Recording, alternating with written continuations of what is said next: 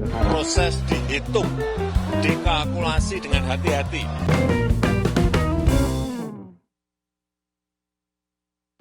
Halo, ketemu lagi dengan Ori Channel. Hari ini saya Senang Abdi bersama Mas Sekar Seta dan Mas Eko mendapat kesempatan untuk bincang-bincang dengan Ibu Vera ya, Ibu Nawiro Vera, yang sehari-hari beliau adalah pengajar di Universitas Budi Luhur ya Bu ya? Iya, betul. Dan salah satu mata pelajaran yang diampu Ibu ini soal pariwisata, kalau tidak salah tadi kita ngobrol-ngobrol ringan ya Bu? Ya, pariwisata budaya. Pariwisata budaya, dan menarik sekali, kebetulan kita juga ingin tahu seiring setelah selesainya COVID, kemudian kalau data sih menunjukkan katanya ada peningkatan jumlah kunjungan wisata di Indonesia. Kira-kira seperti apa sih kita melihat sebetulnya pariwisata di Indonesia dan bagaimana potensi wisata bisa dikembangkan, termasuk juga dengan bagaimana dengan kebudayaan di tiap daerah. Apalagi kalau kita melihat dengan akan adanya pertandingan U17 misalnya, itu kan dikapitalisasi. Salah satunya dengan dijadikan sarana untuk meningkatkan tujuan wisata. Itu kira-kira. Bu, bagaimana Bu kalau menurut Ibu sendiri soal perkembangan pariwisata Indonesia saat ini? Secara umum. Kalau berdasarkan yang saya amati dan saya lihat memang ada data-data baru ya yang menunjukkan bahwa wisatawan asing terutama yang datang ke Indonesia itu meningkatnya cukup tajam gitu kan, sampai di atas 100% gitu. Mungkin momennya pas ya. Habis COVID berapa tahun orang tidak ada yang bepergian kemana-mana, tiba-tiba dibuka, lalu dengan kemudahan pemerintah ya, dibuka tanpa visa bisa berkunjung gitu ya, walaupun dibenahi lagi ya sama masanya ya. Tetapi itu yang menurut pendapat saya itu yang membuat banyak wisatawan asing yang datang ke kita gitu. Kalau banyak yang datang ke kita, berarti ke negara lain juga banyak ya? Asumsinya kan seperti itu.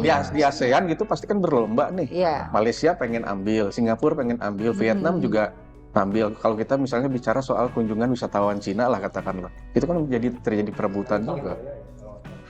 Paling banyak ya? Iya. Cina, Jepang kalau nggak salah ya.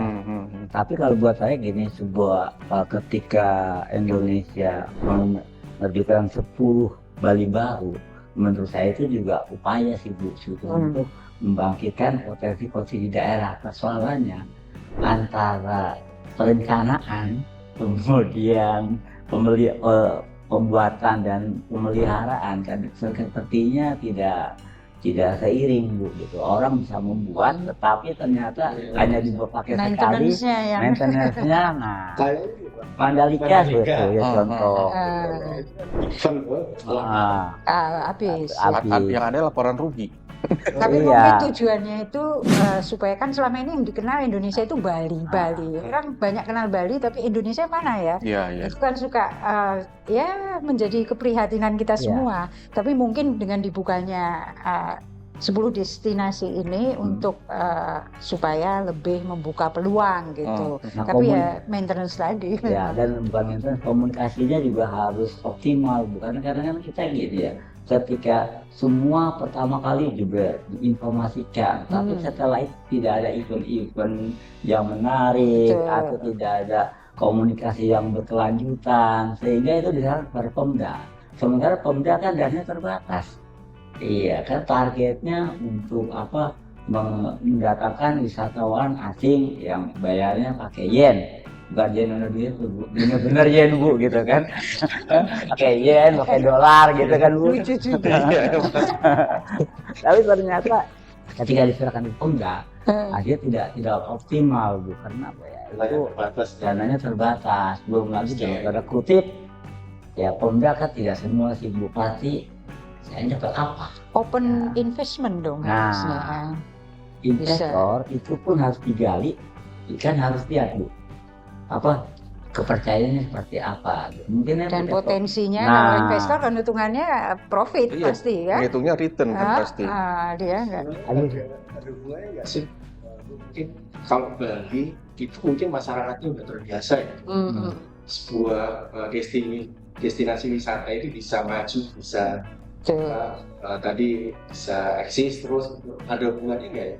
dengan apa ya masyarakat sekitarnya gitu, SDM masyarakat itu. Ya. Bagaimana mungkin budaya atau apa gitu yang mereka udah siap dengan menerima perubahan itu ya. Saya dulu sekolah kayaknya ada Sabta Pesona gitu. Iya, ya. Oh, masih ada ya. Udah tidak ada pesonanya lagi mungkin. Ya pastinya ya, karena orang datang ke suatu tempat kalau dia tidak diterima dengan baik, ya pasti dari mulut ke mulut itu dia akan menyampaikan, jangan datang lagi ke sini, penduduknya begini. Nah itu yang kita tahu, Bali itu kan sangat welcome terhadap orang-orang asing gitu. Dia tidak urusan dia dari mana, dia apa tingkah lakunya, ya udah membaur. Nah, calangnya dilawan gitu ya Bu. Kan pendapat orang bisa macam-macam, tapi kan terbukti dia sukses dengan cara itu. Barangkali kalau kita mau menjual sebuah objek wisata, bisa juga dilihat dari masyarakat sekitarnya. Misalnya Bali, ciri khasnya welcome. Kalau misalnya saya ke Ampel, itu kan ada wisata religius, karena di sana orang sering katakanlah beribadah gitu lain-lain. Mungkin itu bisa juga ya Bu, cara menjualnya gitu. Iya. Ada kan kalau kita bicara pariwisata budaya di Indonesia itu sebetulnya gudangnya. Apa kita event tentang budaya itu sepanjang tahun tidak ada berhentinya. Tentu dari satu daerah ke daerah lain, gitu kan. Kalau saya kasih contoh di Solo lah ya, Solo itu ada namanya Haul. Haul itu kan ulang tahun kematian, tapi public figure, orang ternama dari sisi agama. Kalau di Solo itu hallnya di Masjid Riyad, di daerah Pasar Kliwon.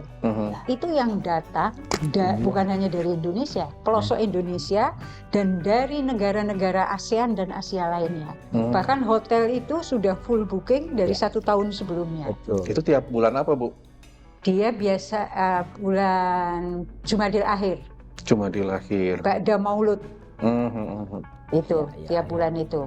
Tapi kalau bulan Masehinya berubah terus ya. Nah, itu luar biasa. Nanti kapan-kapan kita jalan-jalan ke sana. Itu ditutup. Nah, itu Pak Jokowi itu pernah bilang sampai dia bercandanya, bisa nggak ini hall ini setahun 2 kali? Iya. Saking masuk devisa sebanyak-banyaknya. Ya namanya hall kan setahun sekali, nggak mungkin ulang tahun 2 kali. Tapi saking dia, nah itu satu. Belum lagi di beberapa daerah, di agama lain sama. Di Bali itu juga banyak ritual-ritual. Kalau kita bicara wisata religi, kayak Borobudur kemarin, gitu kan. Banyak sita ini ya. Balap buntung. Iya, betul. Imlek atau apa? Imlek apa ya? Sebanyak cengkeh. Berbak, Oh gitu. karena cengkeh juga Datang juga. Iya. Di Semarang itu ada juga itu kan. Tapi Bu, kalau kayak dengan kegiatan-kegiatan ritual keagamaan maupun wisata-wisata lokal daerah itu dikelolanya gimana? Boleh Pemda atau ada campur tangan tingkat provinsi Bu? Nah, kalau mau mengadakan acara yang mengumpulkan massa banyak, tentu kan ada perizinan. Nggak mungkin dong, nggak ada perizinan. Wong jalanan ditutup kok, sampai dialihkan kemana gitu ya. Pasti itu ada sinerginya, tapi secara teknisnya gimana saya nggak tahu itu. memang sebaiknya ya. Makanya kan perlu dibangun juga ya. Apalagi sekarang Pak Sandi itu dengan sosial media ini banget tuh, karena istilahnya melek sosmed banget kan ya Mas Sandi. Iya. Dan yang kedua saya perhatikan Bu, perilaku publik kita tuh juga tanpa sadar dia ikut mempromosikan, misalkan ada di acara tertentu dia selfie, dia bikin IG. Nah itu kan sebenarnya mensupport secara culture ya Bu ya, secara perilaku lah ya. Itu harus campaign besar-besaran gitu. Melalui sosial media masing-masing. Saya lagi di sini di pantai ini. Nah, itu kan sisi untungnya ada media sosial ya. Bisa mendiseminasikan sebuah tujuan lokasi wisata gitu. Jadi kalau misal kemarin di episode kemarin kita bicara soal sisi kurangnya media sosial. Sekarang kita ketemunya ini ada sebetulnya loh. Oh iya. Tempat Iya. media sosial kalau memang dimanfaatkan Banyak, bisa iya, ya Bu ya. betul. Belum memperkenalkan kuliner Indonesia. Betul. Iya. Nah sekarang yang lagi viral kan Santi di China itu, ya kan? Dia lagi datang kebetulan. Dia bikin channel YouTube ya, mengenalkan masakan-masakan Indonesia yang dia jual di food truck dia di China, karena kebetulan suaminya orang China. Nah itu disupport juga kalau nggak salah sama Pak Sandiaga gitu. Wisata kuliner kita bicara itu kan, itu bagian dari budaya Indonesia. Aduh, nggak simulasi juga kuliner. Iya. ya, banyak itu proses percampuran itu kan. Jadi sebetulnya kalau kita bicara pariwisata itu spare-nya luas ya Bu ya, spektrumnya luas sekali gitu. Dan di Indonesia kalau menurut Ibu yang melimpah ruah, tapi yang paling sekarang paling hit yang mana? Apakah masih tujuan wisata seperti Sanur dan lain-lain, kemudian kuliner, atau sudah muncul objek yang lain yang bisa dijual selain destinasi dan kuliner? Kalau saya ya semuanya kita garap. Tentu dengan berbagai pihak ya yang menentukan. Kalau kita hanya mengandalkan alam, ada orang yang suka berwisata yang dicari alamnya. Ada orang yang datang ke suatu tempat hanya untuk belanja karena murah di situ. Ada yang ingin mencicipi kulinernya, ada yang perlu tantangan. Nah, itu semua kenapa di kita ada semua. Jadi tinggal itu aja sebetulnya, organize-nya aja ya, pengorganisasian itu. Kalau mau bandingin ya ojo dibanding-bandingin, tapi kita bandingin aja sama Malaysia. Kalah jauh, tapi coba data terakhir, kunjungan ke Malaysia lebih tinggi daripada ke Indonesia. Kan sedih. Banyuwangi itu juga bagus loh itu. Banyuwangi itu yang karnaval. Ini kita kan hanya ngomongin nggak nyalah-nyalahin ya, nggak nyalahin siapapun ya. Tapi sebetulnya ya itu kita sendiri bisa kok. Nah, kayak contohnya Tom Yum. Orang bisa tahu kalau Tom Yum itu punya siapa. Thailand. Punya satu Tom Yum. Loh kita punya sak macamnya. Soto Madura, soto Betawi, soto Bandung, soto Solo, soto apalagi sak macamnya. Soto Banjar. Soto Banjar, soto Makassar, baru soto itu ya. Belum Siti itu. Banyak banget sebetulnya ya. Tapi ada satu soto yang nggak enak Bu. Sotoy. Gak Bu, ya. Ini Gion aja Bu. Jadi gini Bu, kalau saya lihat begitu banyak potensi wisata kuliner, religi, budaya. Sementara alam kita nggak kalah-kalah loh. Diserahkan pada Pemda. Nah Pemda ini kan kerjanya terlalu banyak Bu. Mungkin perlu ada IPO yang khusus dibuat wisata Bu. Pemda kerjanya terlalu banyak. Memang nggak punya rakyat banyak kita. Juga banyak ya benar. Banyaknya dilibatkan. Nggak ada alasan apa tidak punya pekerjaan kalau gitu nggak ada alasan nggak terpegang ya sebetulnya. Ini Bu, ini apa? Ngomong apa? Kalau masyarakat berdaya itu bisa juga sama yang waktu itu kita pernah yang didatangkan, itu kita pernah datangin Mas Eris Kampi ya Pak. Oh iya. Memberdayakan lingkungan. Memberdayakan lingkungan ya, dengan berdaya sendiri tanpa melibatkan pemerintah pusat dalam pembiayaannya, dia berdaya dan bisa berhasil. Itu kuncinya di community development. Jadi bagaimana mengembangkan komunitas itu. Barangkali pendekatan community development itu juga bisa digunakan untuk mengembangkan sebuah lokasi wisata, kan bisa begitu. Dan tentunya pemerintah harus mendukung itu aja, jangan mempersulit. Intinya di situ. Kalau mempersulit awas. Soalnya kan gini Bu, ada beberapa Pemda kalau nggak lapor ke saya dianggap itu melangkahi dalam macam. Masih ada budaya seperti itu Bu. Nah ya itu yang harusnya jadi pantauan dari pihak-pihak berwenang ya. Saya sih memang kembali ke Bu nih, Ibu kan mengajar mengenai komunikasi pariwisata dan budaya Bu. Kalau memang sebenarnya budaya-budaya khusus yang mendukung pariwisata kita Bu. Budaya seperti yang Bukar kan gini, sama seperti setiap daerah kan punya keunikannya masing-masing. Misalkan apa tuh di mana Sulawesi apa yang Toraja. Ator. Nah, mereka kan memotong kerbau itu dengan cara menurut sebagian orang mungkin tidak manusiawi, tetapi kita harus menjelaskan ke asing, ke publik bahwa ini udah tradisi seperti itu. Jadi jangan sampai disalah kampanyekan bahwa dia tidak berkebinatangan gitu loh Bu. Ya kayak di daerah Garut ya. Iya, adu Domba domba. adu. adu domba. Nah, Di Madura karapan sapi. nah, gimana Ibu untuk apa dari aspek komunikasinya untuk membangun itu Bu? Jadi ya itu tadi, budaya kan kita kaya. Bahkan dari apa ya, ritual budaya dari lahirnya seseorang sampai meninggalnya seseorang itu bisa dijadikan objek wisata. Karena upacara-upacara kelahiran kematian tuh ada yang di Bali ya, Ngaben, yang di Toraja tadi dengan ciri khasnya dan segala macam. Itu unik juga, orang pengen tahu gitu kan. Terus dari sisi keseniannya kita segala macam. Kalau yang sudah dikenal di mendunia itu ya Jember. Ya. Nah, itu sebetulnya kan idenya satu orang juga kan. Iya. Betul. Itu yang tadi community development yang Mas Sai bilang kan. Sebetulnya di tiap daerah kalau ada orang-orang yang seperti ini lama-lama ya memang perlu waktu. Iya.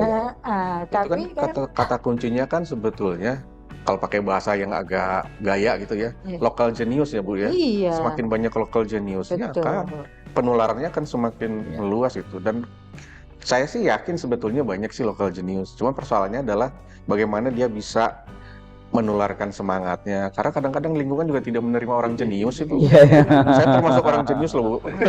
Nggak diterima tuh sama Mas Eko, Mas Eta.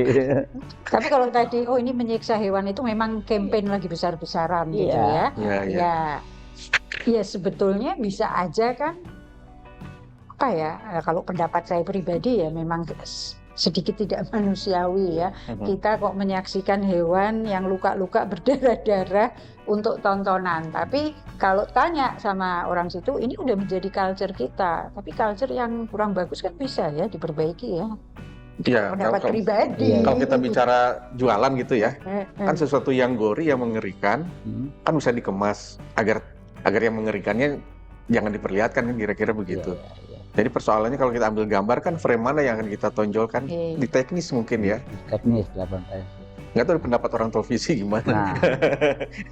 Nah, secara teknis untuk mengeliminir persepsi negatif terhadap Tapi sebuah. udah nggak banyak kan kayak gitu-gitu ya. Karapan sapi udah jarang ya. Ini mungkin memang jarang ini aja. Jarang diangkat, dipublikasikan ya. Sempat jadi seperti waktu itu yang di Linjeng itu kan sempat bikin juga sapi. Ya itu mungkin ya. Ya pasti ada ukuran. Pasti ya. Harapan sapi kan bisa dijadikan judi tuh Bu ya. Oh kalau judi mah sepak bola aja jadi kok. Motor lewat juga judi, lihat nomornya. Artinya Selanjutnya kan judi besar. Kok semua bisa, kita ngobrol ini bisa ini. Iya. Kalau ada yang sudah ahli. Namanya obrolan ringan Bu. Jadi ya kalau Ini sebentar lagi apa kira-kira yang Pak Eko akan sampaikan? Udah jadi jadi memang taruhan. kalau di Bali kan saya pernah baca Bu ya. Jadi bule-bule kan karena masyarakat permisif di sana Pak, membebaskan karena ada keuntungan berupa devisa yang mereka terima sehingga ada pemakluman. Tetapi kan pada akhirnya ada bule yang mukul kecalang atau apa. Kecalang itu sangat dihormati oleh masyarakat Bali. Nah itu kan pada akhirnya menimbulkan problem tersendiri Bu dari aspek komunikasi budaya gimana? Ya itu kan oknum. Memang tiap hari ada kan enggak. Baru Tapi saat ketika udah diviralkan Bu. Jadi kadang-kadang kan Kesannya sudah banyak. ditindak. Udah ditindak, udah Langsung ditindak. dipulangkan. jadi bagus lah Penindakan itu bagian dari Komunikasi. ya. Cuman masalahnya kan begini, kalau dulu kan tidak ada seleksi nih turis-turis yang datang. Yang penting ono duite kan gitu ya. Dia bisa bayar visa, bisa datang ke Bali, monggo gitu. Sekarang ada upaya tuh seleksi. Jadi konon pariwisata Indonesia, dalam hal ini pariwisata Bali, ingin ditingkatkan kualitasnya, kualitas yang datang. Dan terakhir itu ada peraturan daerah ya. Setiap orang yang datang ke Bali itu turis akan dikenai sekitar berapa 150 apa? 150 rupiah. Harus bayar lagi biaya. Jadi saya baca liputan di Kompas itu bahwa bule-bule yang sudah lama di Indonesia, mereka udah tahu, udah kenal dengan masyarakat, udah tahu celah-celah di kelurahan gimana, kecamatan gimana. Jadi mereka tuh bermain di level itu, Bu. Nah, mereka jualan, lalu berdagang segala macam.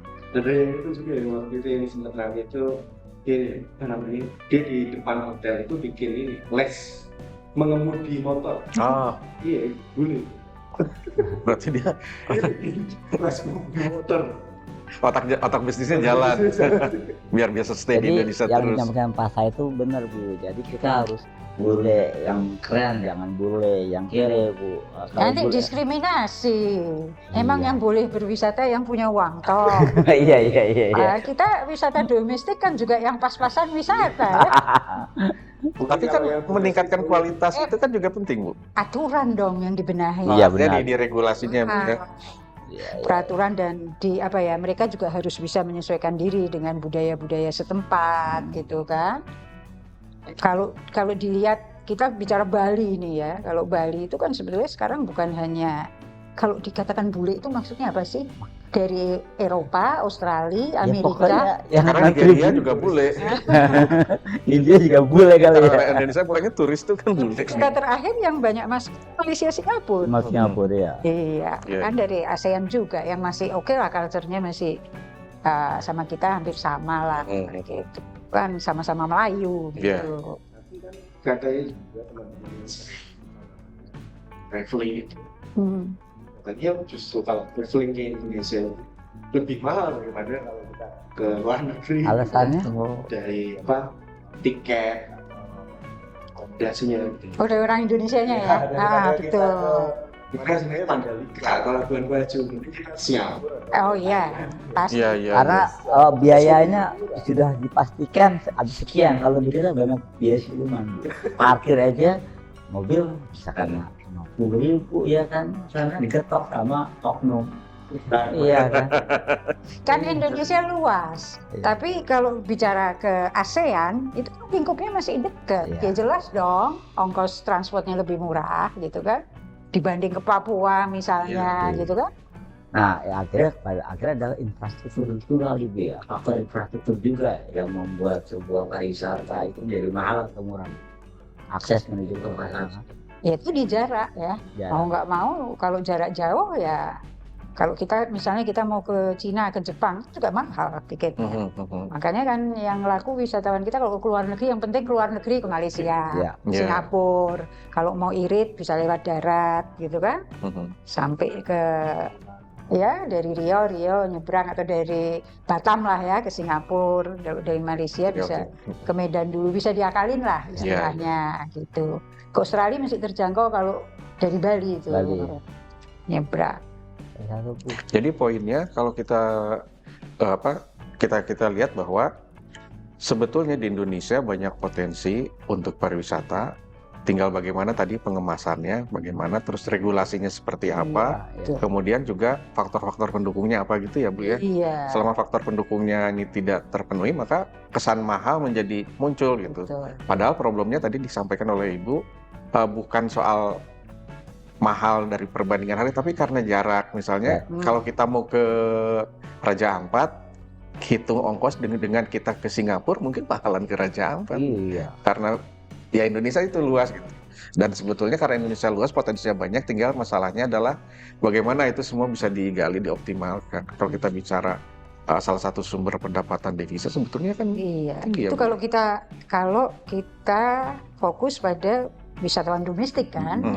Jadi orang Indonesia yang ingin berwisata tapi ke Indonesia juga gitu, Pak. Tapi kalau kita mau mendatangkan wisatawan asing, itu sebetulnya kita tuh murah di mata orang asing. Iya kan?